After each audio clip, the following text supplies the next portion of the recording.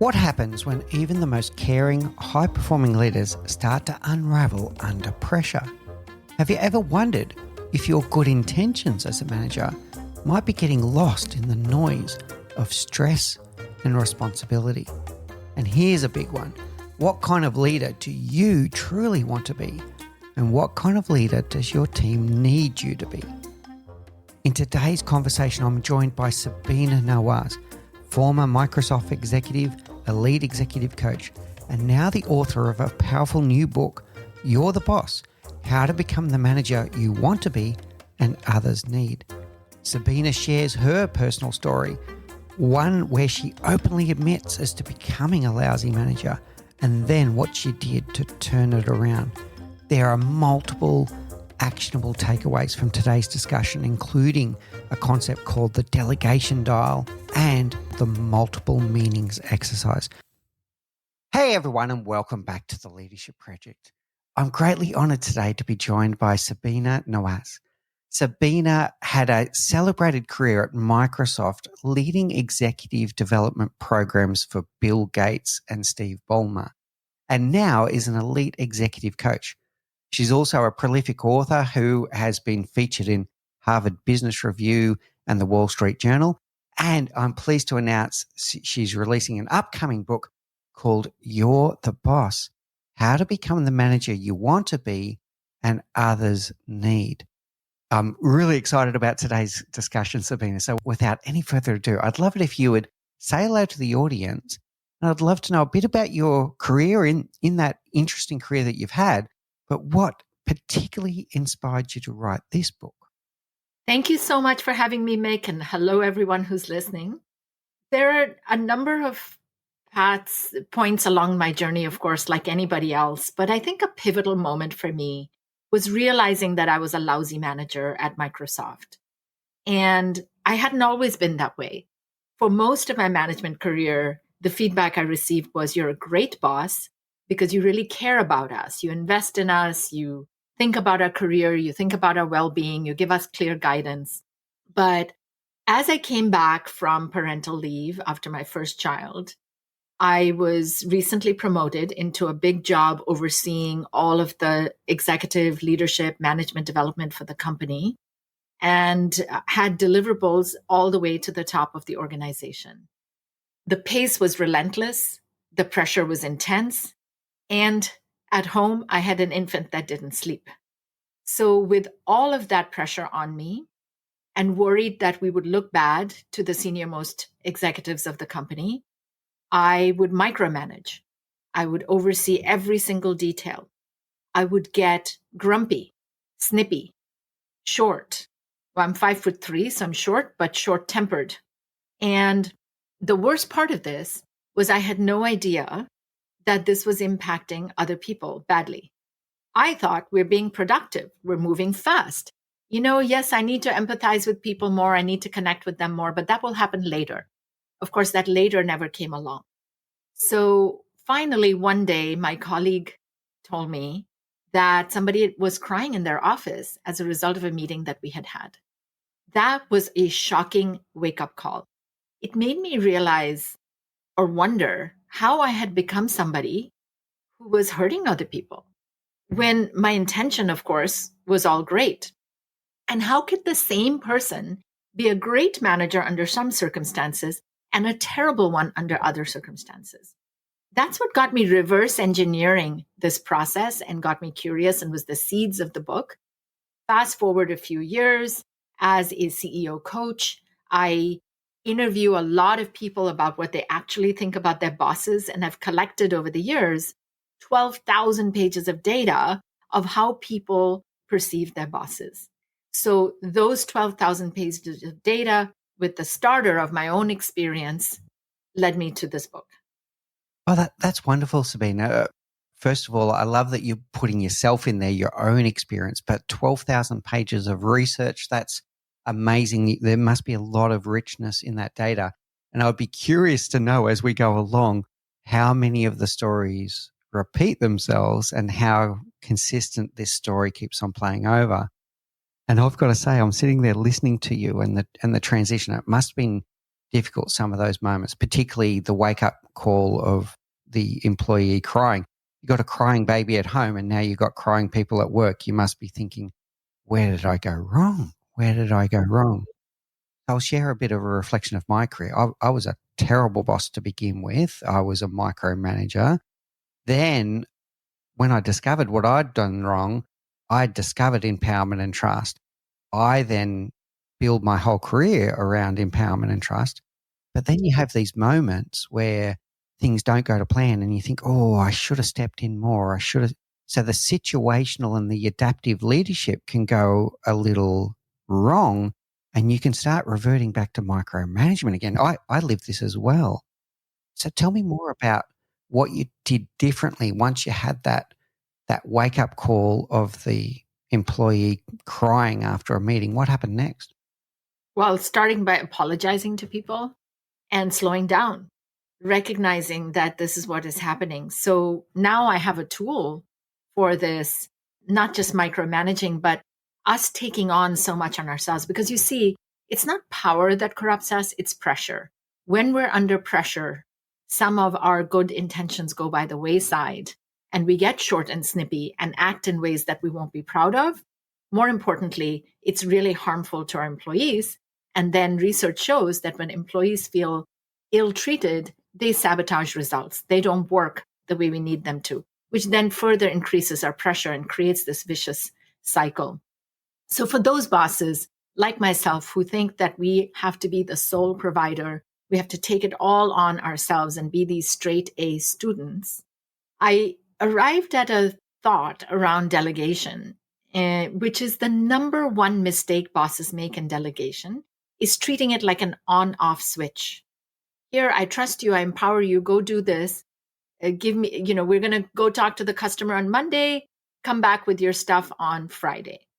And when they come back on Friday, it is not what we were expecting, and it is not meeting the bar. So what do?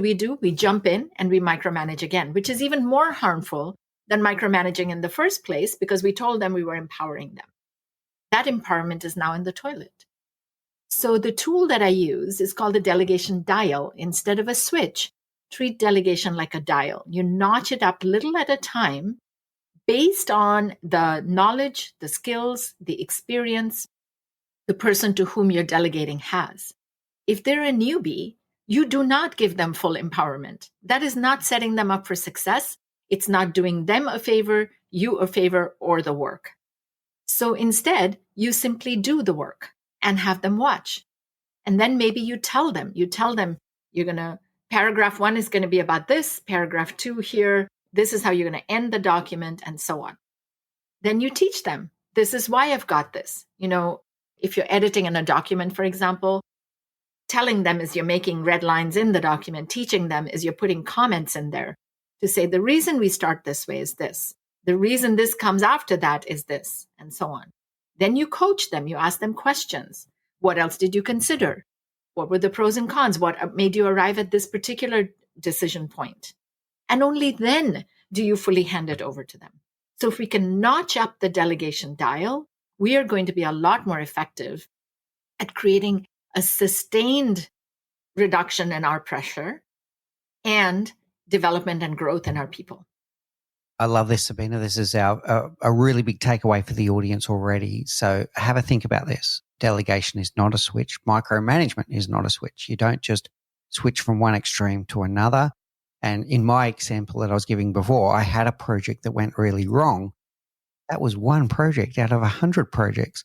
So why would I then just become a micromanager for 100 projects when it was one that needed more care and attention? So the situational element there is one project needed help, not 100 projects. And then I'm hearing the adaptive element from you, Sabina, which is you're not going to treat an intern the same way that you're going to treat a 30-year veteran in your industry. So you're going to use that delegation dial for the more junior. You are going to start back at 1 and you're going to ratchet up slowly. And I love the example that you used of the document. Yeah, this is really powerful. Well, I do want to add a point. You might have to start earlier in the delegation dial with a 30-year veteran of the industry if the topic is new to them. Let's say you're working on an AI project and they haven't worked on AI before. Well, you're going to go back to the beginning. So it's not static, it's dynamic depending on the situation. Yeah, really good. Okay. So, two big takeaways already. Power doesn't corrupt, pressure does. So, when you get into those pressure situations, don't allow yourself to go into habits that you wouldn't be proud of is the thing I'm taking away from that. And then we've got this situational and adaptive leadership with the delegation dial. How do we ramp this up? If someone's listening to the show, Sabina, and they're recognizing themselves just like I did when you were talking, they're recognizing themselves around, oh yeah, I do a bit of that. I flick the switch, etc. How does someone start with a delegation dial? Mm. Well, I think a key is what you're saying, Mick, which is recognizing. Recognition is half the problem. And it's really hard to recognize because while pressure corrupts not power, power then tends to insulate and isolate you from the truth. So just like I had no clue that things had gone off the rails, you won't know that you're micromanaging or you're not delegating appropriately, you're sucking up all the responsibility to yourself.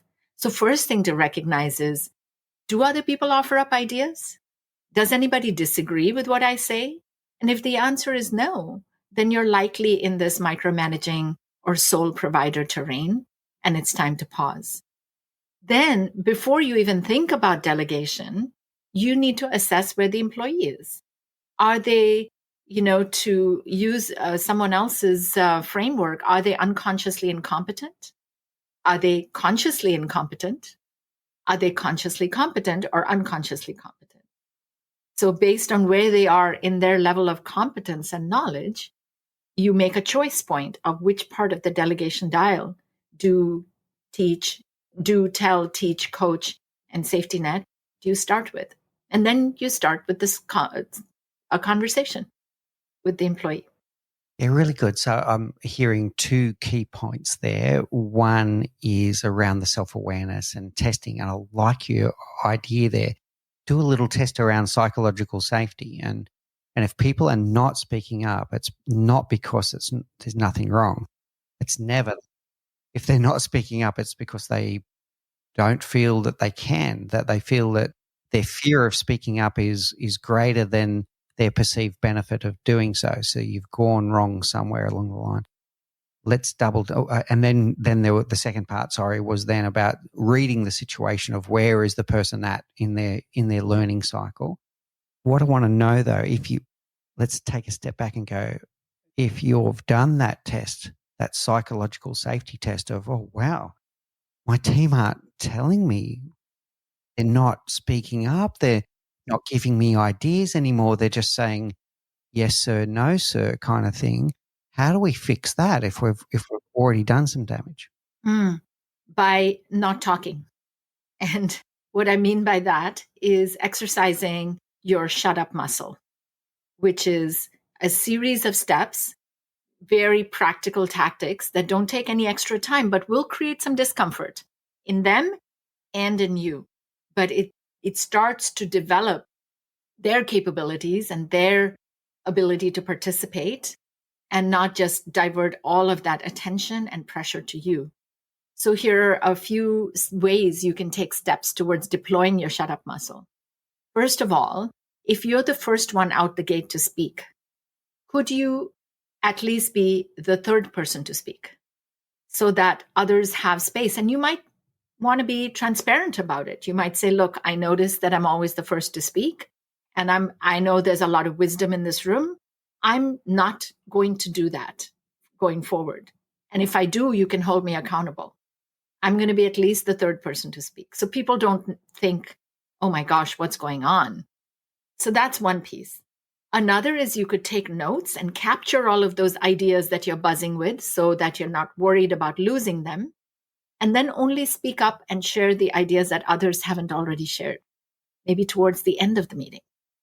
Yeah, I'm so happy with this, Sabina. I was doing a little dance as you were talking there. That was a powerful message. So the two things that I loved, one was that you're going to have an open and transparent dialogue with the team about it. If you've noticed, talk about it openly and go, well, look, I feel like I've created an environment here where you're not feeling comfortable to speak up. So I'm going to make some changes here. I'm going to be the third one to speak. Or as the African proverb talks about, being the last person to speak. And then by leaving that vacuum, people will step in. It will be uncomfortable, like you said, Sabina, for a little while. If they're not used to it, everyone's going to kind of look sideways at each other first. But then after a while, people will go, well, okay, no, it is safe to speak up. And I'm going to share my. So the power of the shut up muscle, that's my next takeaway today. But then it was also the open dialogue with the team to talk about it. If it's a problem, talk about it. If you talk about it, people relax actually, because they're probably all aware of it. Just no one's talking about it. Yeah, really powerful. All right. When you and I were having a chat before we came on and hit record, you spoke about being promoted being the most dangerous time in your career. Tell us about that. Often when we're promoted, of course, it's a wonderful time in a career too. Who doesn't want a promotion or a raise and all the perks that go with it? But when we're celebrating, we forget that there's a risk lurking in the shadows. And the risk is that the higher we go, the very strengths that have propelled us there are going to be viewed completely differently, almost 180-degree opposite by the people who are working for us. When necks are craning up, the view is a lot less charitable and the impact is hard. So, we had talked about micromanaging earlier, Meg, and imagine somebody who's very strong at the details. They're, of course, going to show up as a micromanager. That's how they're going to be viewed. Or what if you're really strategic? Are you now going to be seen as manipulative? Say you're calm under pressure, and now people are going, this person's really aloof and disinterested in what we're doing. So they're two sides to the same coin, viewed very, very differently. And again, because power hides this from us, we don't realize that our strengths, I'm still the same person, but we don't realize that the circumstances have changed and they're being viewed radically differently. Oh, yeah, this is a really good one. So what got you here may be the very thing that holds you back in your new role. So you need to make these pivots, but it's also the perception, the spotlight element that people are looking now, they're watching, and some of those things that were strengths may come up as perceived issues right now. The detailed person becoming the micromanager, absolutely. The person that's very much about empowerment and trust, maybe coming across as abdication and the boss doesn't even care anymore. Exactly. Really good. Okay. So same thing. If you find yourself in this situation, Sabina, what next? So if someone's listening to the show on their way to work and they're going, yeah, that's me, how does someone address this situation? Yeah, it's tough because, of course, you don't know and nobody's going to tell you. And so think about on the eve of your promotion, what are your signature strengths? What is the thing that's your secret sauce? What makes you so special and so shiny?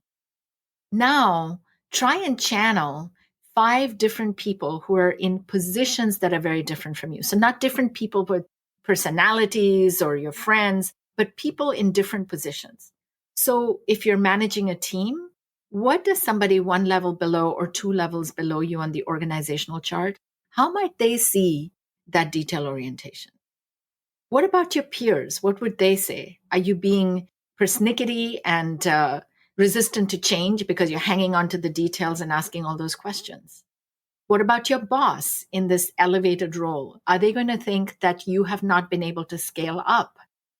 So you can ask yourself how those strengths are being seen from a variety of different perspectives and roles.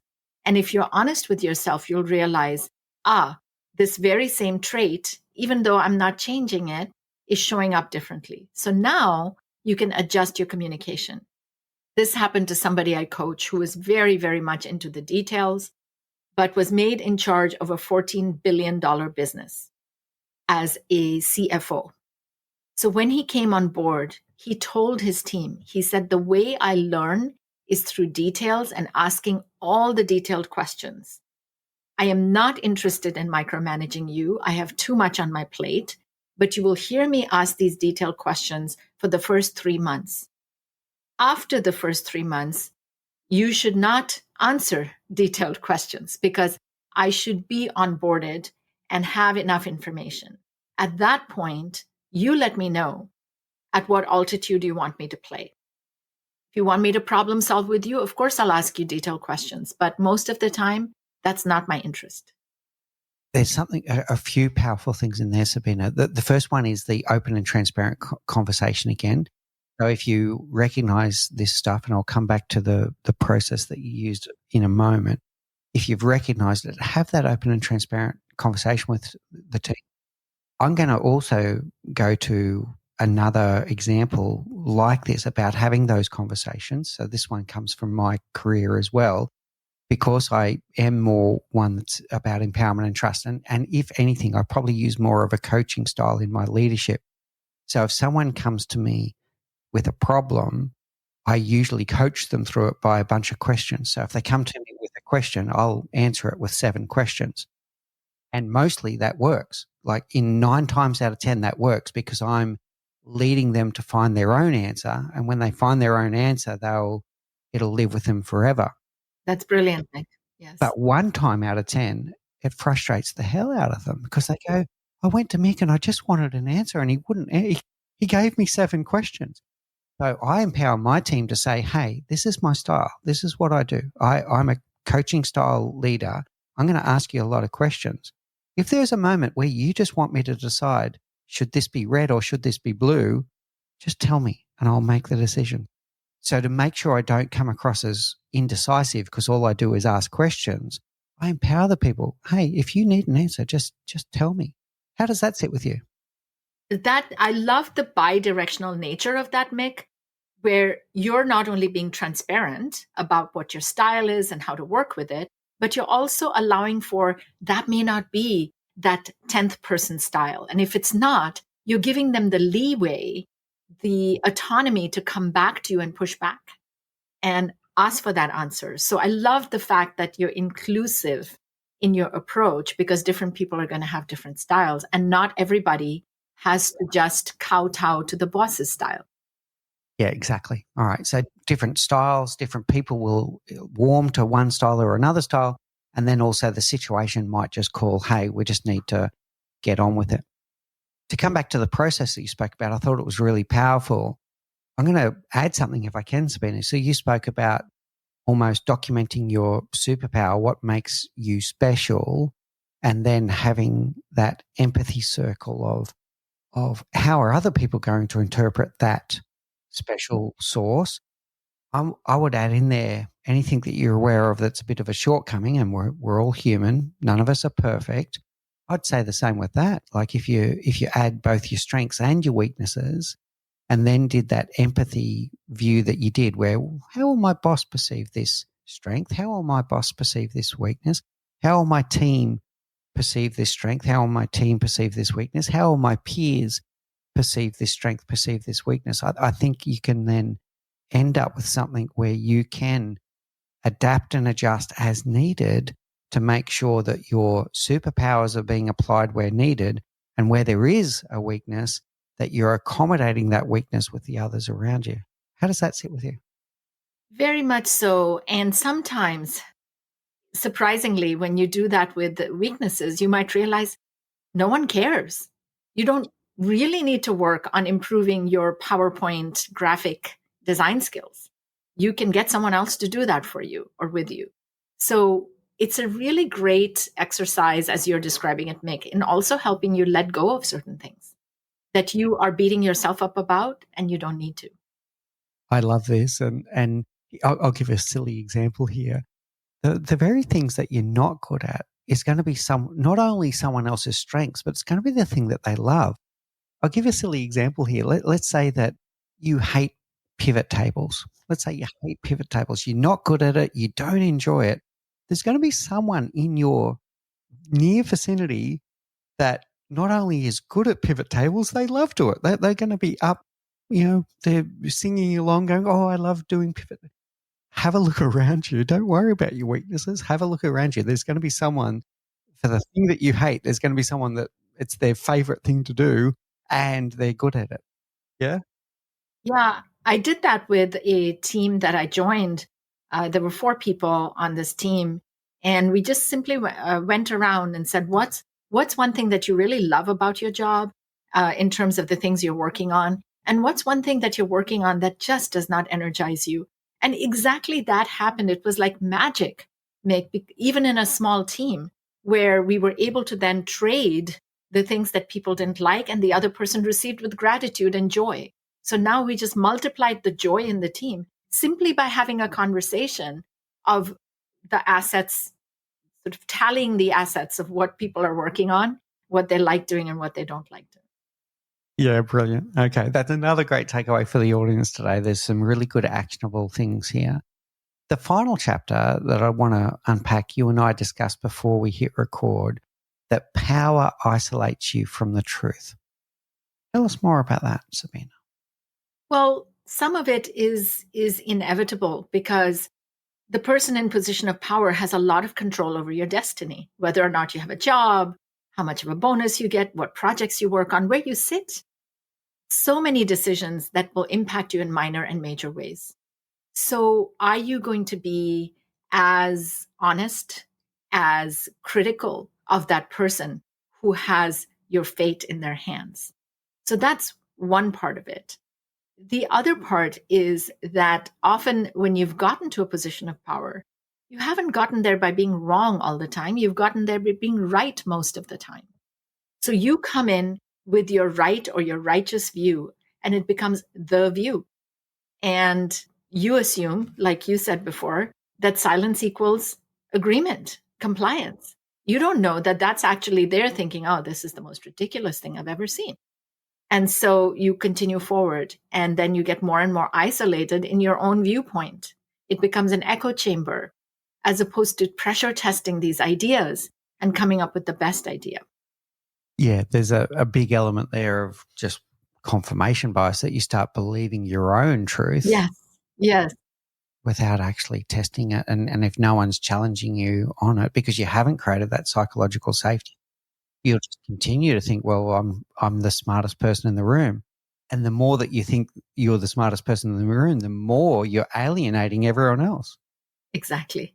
Oh, yeah. Okay, this is really powerful. So what are the tips here? So if you've found yourself in this trap where you do find yourself thinking that you're always right and no one's challenging me, and you're sitting there going, but I am the smartest person in the room, which is a problem, by the way. What do we do from here, Sabina? How do we break that one? Mm-hmm. I use a tool called multiple meanings, which I actually designed for my kids, but it works equally well in corporations, which is making at least 3, if not more, different interpretations about what's going on before acting. I had a client who was really upset one day coming into our coaching session, saying that his colleague is planning to present to the leadership team in a month on a particular topic. And the client said, "That's my area. Why is he presenting on that? I'm really mad at him. I'm going to go read him the riot act and tell him to back off from my turf." And I said, yeah, maybe he is out for a power grab and you're in trouble. He's got you in his sights. That might be true. But can we pause for a moment and make 3 other interpretations about what might be going on?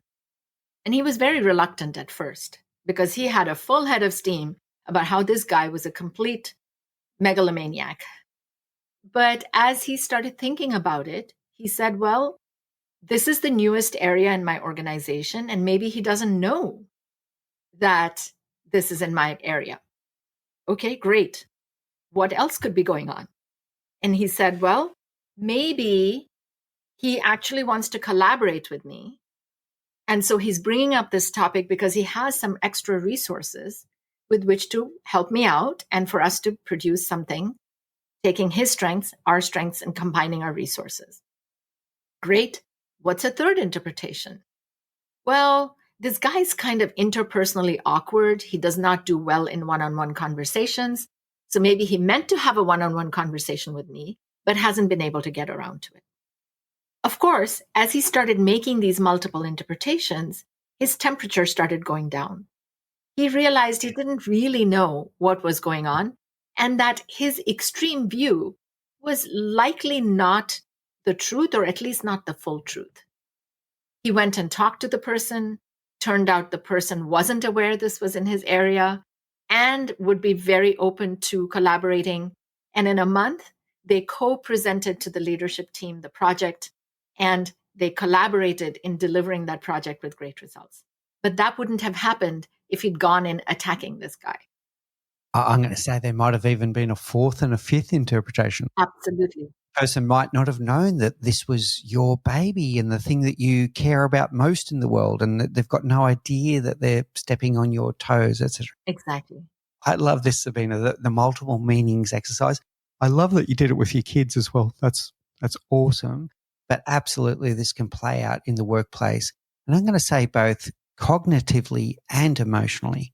So in terms of looking at different perspectives of reality from a cognitive basis and then the emotional basis.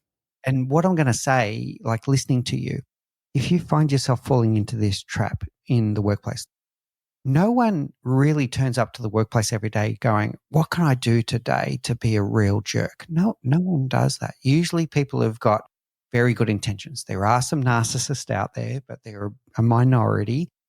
Most people turn up with very good intentions. If you find yourself in a situation, whether it's with a customer, a peer, or a boss, and you find yourself in your head saying the following thing, oh, you only did that because, and you're making an assumption on someone else's intentions, you're already in a trap. And you can use this multiple meanings exercise of Sabina to get you out of that trap. If you've come to a conclusion that the person did this because, and you've come up with some evil intent, take a breath and go, what's another interpretation of what they just did? And I can tell you, Sabina, that I didn't have a name for it, but I've done this throughout my career. And usually when you come up with the most innocent interpretation of events is usually the most accurate. Right? Exactly. Because most people are not out to get you. No. In fact, the opposite. Yeah, exactly. So honestly, the most innocent explanation and the simplest explanation is usually the most accurate one. All right. This has been really powerful, Sabina. I want to play back some of the things for the audience, some big takeaways from today, and then we'll go to our rapid round, our final 4 questions. So first of all, congratulations on the upcoming book, You're the Boss, How to Become the Boss You Want to Be and Others Need. I love this concept that power doesn't corrupt, the pressure does. So if you find yourself in these situations where the pressure is mounted and you start reverting to habits that don't serve you well, you need to take that step back and go, oh, hang on a sec. Is this working? Is this what the situation requires? Is this what the person or people need? And the delegation dial was a perfect illustration of that. Where on the delegation dial do I need to be right now? What does the situation call for? And what does the person that I'm leading need right now? What's going to serve them well? And is it a dial starting to 1, then to 2, then to 3? It's not even static at any moment in time. We spoke about that what has served you well to get you to here may be the very things that hold you back going forward. And I thought this empathy circle of where you're looking at, well, what are my strengths? What are my weaknesses? But how is it impacting those around me? And how will they perceive the very same strengths and weaknesses? I thought was really, really powerful. And then the power isolates you from the truth. If people are not telling you things, it's not because everything's perfect and you're the smartest person in the world. That's not at all. You need to break that. And being the last person to speak or the third person to speak, having those conversations with your team is really powerful. And then the final one is the multiple meanings exercise. If something's happening and you're starting to see red mist around some other individual, take this multiple meanings exercise from Sabina and think about, is there a simpler and more innocent explanation of what just happened compared to the one that you've just dreamt up in your head? These are very powerful tools, Sabina, and thank you so much for sharing these with us. Thank you, Mick. Thank you for that excellent summary. Oh, okay. I'm going to take us now to our 4 questions that we ask all of our guests, Sabina. So what's the one thing that you know now, Sabina Nawaz, that you wish you knew when you were 20? Oh, there are so many things we could be talking for an hour. But if I were to boil it down to one, it would be do less. That you don't have to be busy all the time. You don't have to be doing all the time. Take the time to be radically present and be as opposed to do. You'll get great insights, you'll build better relationships, and it's also wonderful for your own mental health and well being. Wonderful. So do less, be, not do. I really love this. And there's so many things that happen with that, Sabina. A, your focus will be improved. The things that you focus on and prioritize will be improved. But when you do less, it creates the space for others to learn and grow. It sure does. They step into the breach. Really good. Okay, so as an author yourself, what is your favorite book? Well, I am not monogamous to any one book or author. My favorite book changes depending on what I'm reading recently. And the one I've read right now that I've really appreciated is called Martyr by Kaveh Akbar. Okay. I don't know much about it. Tell us the synopsis. I would be giving away too much. It is a book that is very complex in a number of ways. And I think the author brings in some of his own story in there. He's interwoven it with some poetry that he's written, but it's a deep examination of life through a fiction book. And the story takes many twists and turns that I'm not going to create a spoiler for, but it is highly worth your time to read it. All right, wonderful. What's your favorite quote? I don't know how to pronounce his name, but this is the author of The Little Prince. And the quote goes along the lines of, perfection is not when you have more to add, but when you have nothing left to take away. Oh, yeah. Okay. That one hit home nicely. Yeah, I like that a lot. All right. Finally, Sabina, first of all, you got your new book coming out. There's going to be people that have listened to this and it's resonated with them strongly. How do people find you if they'd like to know more, if they'd like to get a copy of the book? Mm-hmm. The book is sold everywhere books are found, and they can follow me on LinkedIn or Instagram and so on. But also, perhaps the best way where they can also get additional resources and tools is on my website, sabinanawaz.com. All right, brilliant. Thank you so much for your time today and for the gift of your wisdom and experience. Mostly, I want to say thank you for the really actionable insights. Like, it was a great conversation, but it was so many things that people listening to this show right now can apply immediately in their leadership practice. Thank you so much. Thank you so much. So, how do you show up when the pressure is on? And how aware are you really of the impact you're having on the people around you? A huge thank you to Sabina Nawaz for joining us today and for her openness, her honesty, and her insight. I hope her story inspired you as much as it inspired me. Remember, leadership isn't about having all the answers. It's about being aware of the impact you're having on others around you. There are so many great takeaways for me today. This power doesn't corrupt, pressure does. The delegation dial, the empathy circle. Power isolates you from the truth. And this multiple meanings exercise. There are lots of actionable insights for you today. In the next episode, I'll be sharing my reflections on this conversation with Sabina and adding my own thoughts about some of the mistakes I've made as a leader over my career and what I did to course correct.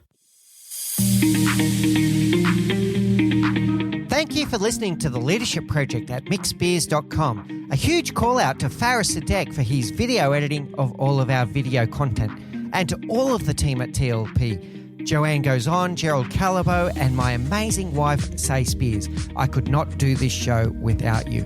Don't forget to subscribe to the Leadership Project YouTube channel, where we bring you interesting videos each and every week. And you can follow us on social, particularly on LinkedIn, Facebook, and Instagram. Now, in the meantime, please do take care, look out for each other, and join us on this journey as we learn together and lead together.